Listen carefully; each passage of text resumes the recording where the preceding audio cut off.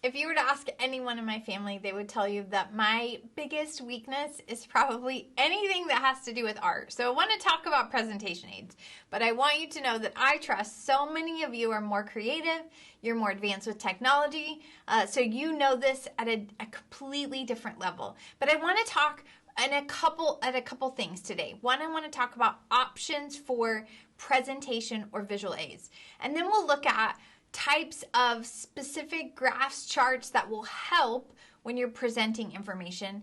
And finally, in this sort of section, I want to talk about some real basic tips for your PowerPoint. Okay, let's jump in. How do I choose a visual aid? Well, our immediate thought is to go to PowerPoint, but the truth is we have lots of options. You can use a prop or a model.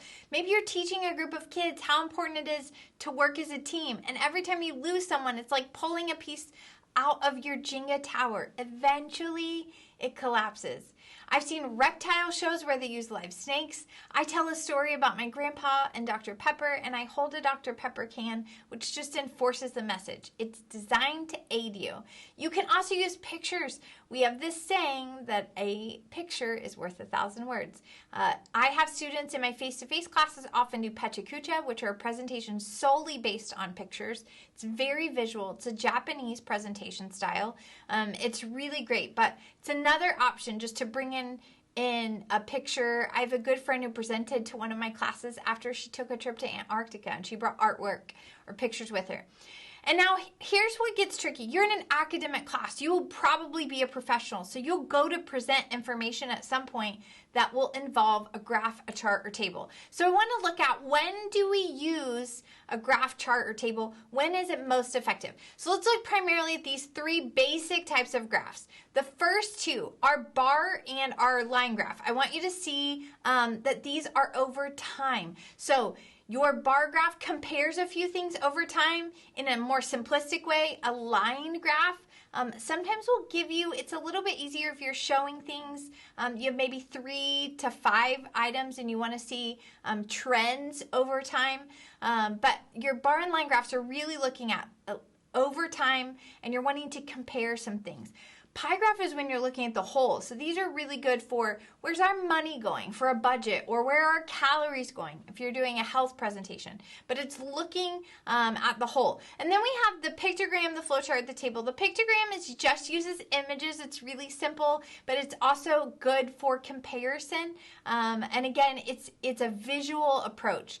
A flowchart is process. So the key there is process. So you might have an organizational flowchart that's good for your employees to say, here's who reports to who. You might be an engineer who has a flowchart for how a process works. But flowchart is all about process. Whether there are people involved in the process or chemicals involved in the process, it's about process. And then a table just allows you to take a lot of information and simplify it for your audience. So maybe you're going into accounting or business, you're trying to show information. A table, if it's a lot of information, a table is crucial. All right, I'm going quickly because I'm trying to keep this short, but final thoughts. And you're going to watch a TED Talk called Death by PowerPoint, where an expert who consults Tesla and some of the world's most successful Fortune 500 companies. He is the expert on PowerPoint. His name's David Phillips. He's far more brilliant than I am. Here are 3 of his tips. You're going to hear a few more in the video, but one is contrast. One is using a dark background. So your text will pop off of it, trying to eliminate white. It's hard on our eyes. We look at screens a lot. So using the principle of contrast, I'm going to show you how to do that because it will be part of your assignment. How do I use contrast to make my speech a little bit more interesting? Having a dark background. And finally, making sure there's one message per slide. So the message for this slide are, I want to tell you some key principles for PowerPoint. You'll notice I don't have more than 6 objects on this slide. It's very, very simple. What is important for you to take away is that you're the message. You're the message. You have been, and you will always be, in the words of David Phillips, the message. And so this is designed to aid you, not replace you. So if you want to get full credit for your PowerPoints, they should be engaging. They should give you clues. They should not have sentences or paragraphs. You should not read them to us. It is actually has a negative effect overall, but it will have a negative effect on your grade. So your assignment is going to be to create a slide using contrast. I'm going to show you how to do that.